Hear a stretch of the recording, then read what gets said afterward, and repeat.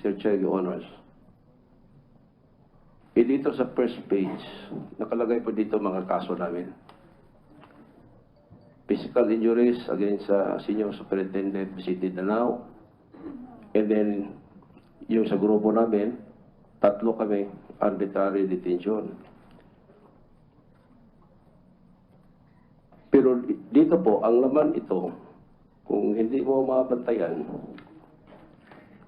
isa itong petition ni Mr. Edgar Bato-Bato asking the court to change the venue of trial of Colonel Pilonia, the alleged suspect of the Richard King case. Kaya nagtaka po ako dito kasi parang trick po ito. Isa po siya sa mga nagpetisyon dito. Napakalayo naman ito sa isyu. Pero kung dito po sa first page, kung tingnan natin po, basahin ko po.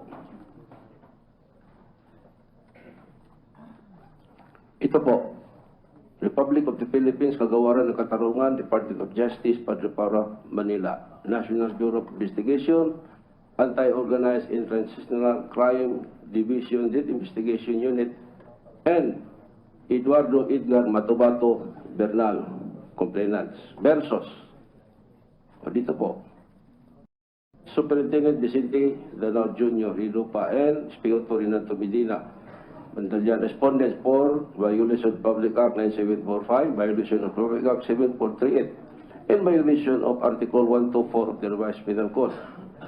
And then dito naman po, National Bureau of Investigation, Anti-Organized and Transnational Crime Division, Death Investigation Unit, and Eduardo Edgar Bato-Bato E. Bernal.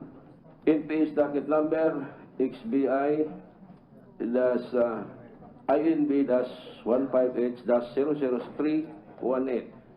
Complainants versus Espioto Rizalino Aquino E. Gascon, Espioto Benvenino Porog E. Compidio, and SP04 Arthur Las Cañas E. Bariquet. Respondents, violation of Article 124 of the Revised Penal Code.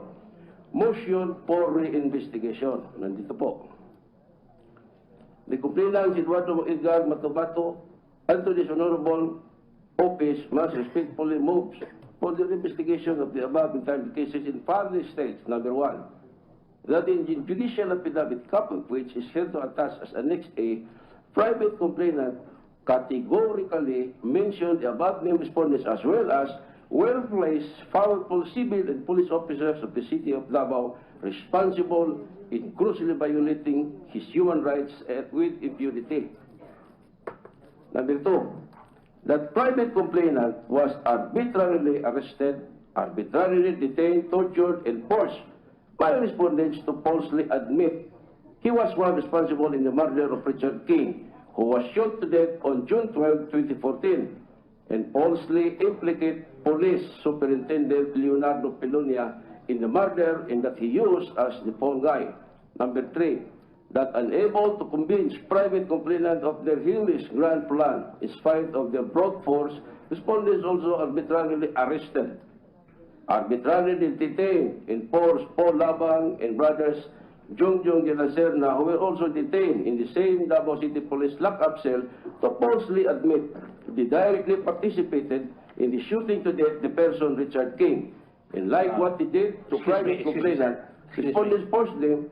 Wait, witness, please, hold on for a while. The question is very simple. Kung masama ang loob nyo kay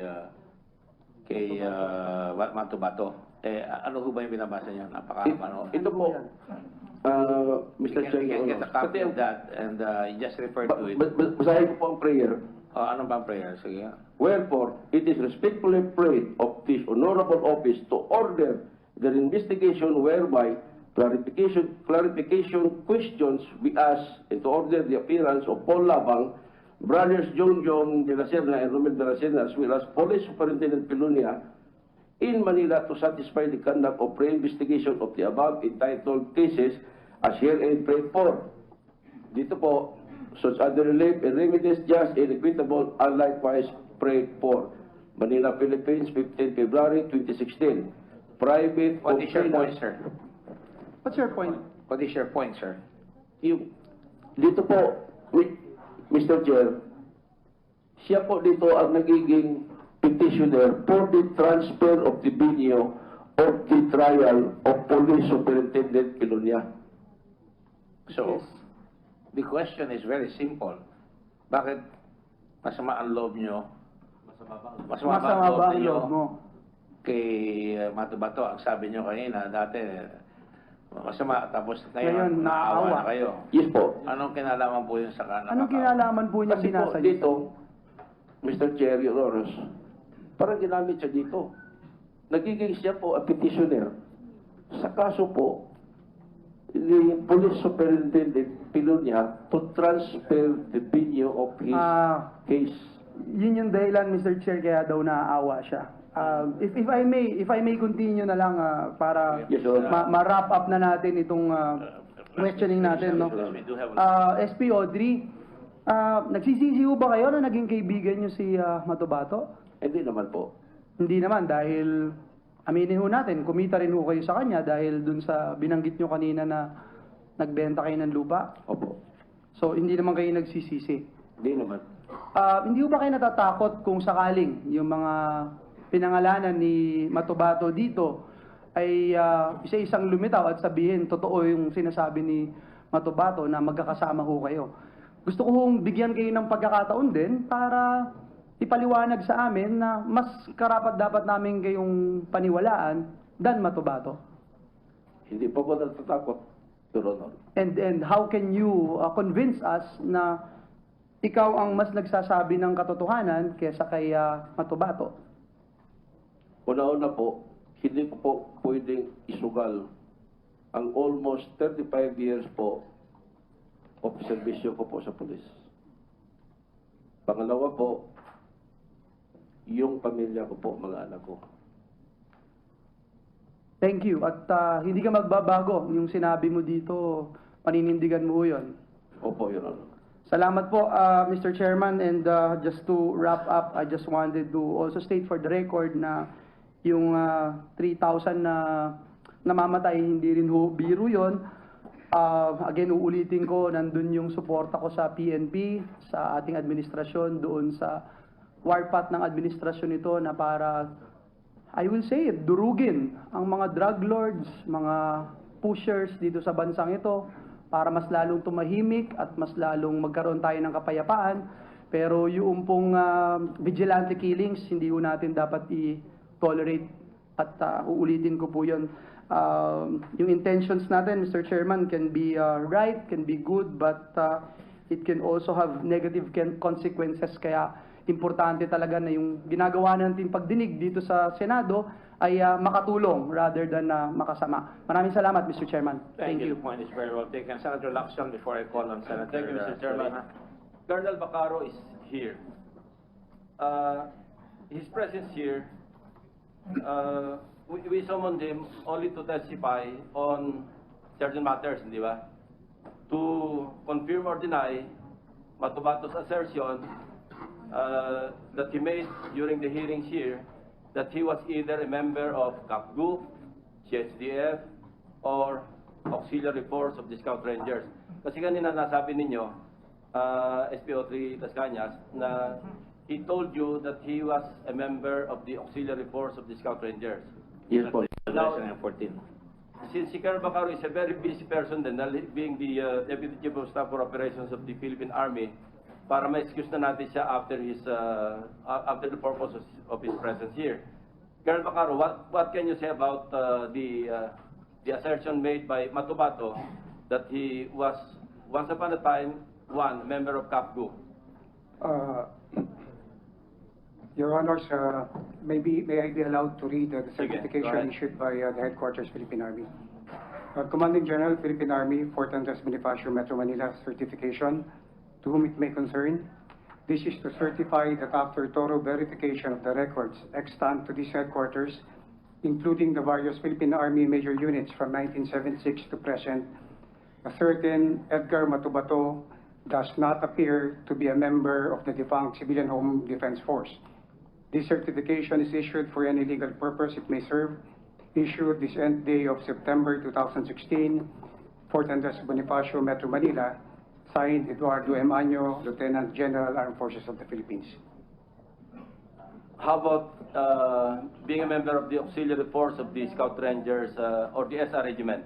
Sir, looking at the mission of the Scout Rangers, which is basically to conduct unconventional warfare operations, either independently or in conjunction with other units, the Scout Ranger is basically a direct action force, and as such, they will be, or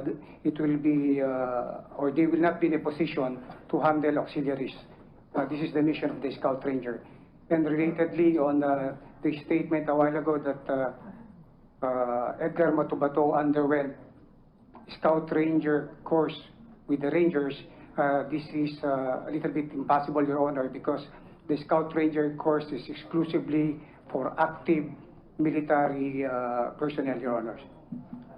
In other words, he was lying when he testified before this committee that he was once a member of CAPGU, he was once a member of CHDF, and he was also lying when he told SPO3 Las Cañas that he used to be with the auxiliary force of Scout Rangers kasi hindi po pwede mangyari yun.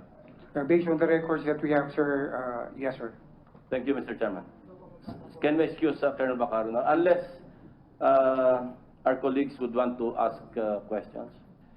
That is based on the record and based on reality that Scout Rangers will only train Scout Ranger candidates. Regular members of the Armed Forces Correct, of that's the what I Philippines, Your meant. Honor. Yes, okay, I just wanted to be sure.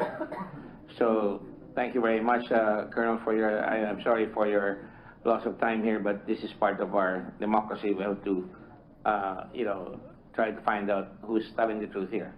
Thank you.